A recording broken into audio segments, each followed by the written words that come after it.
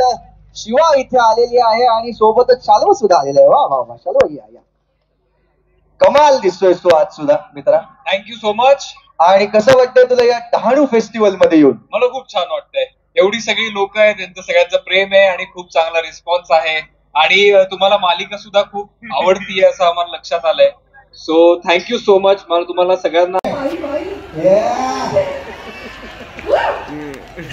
अरे इथली माळाची झाडं पुढे गेली दोन होती. अरे हा चला सॉरी. हा चला रेडी 1 2 3 स्टार्ट. काय हा चालू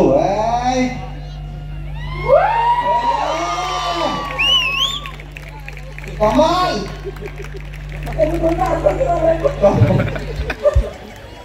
आहे अजून आहे.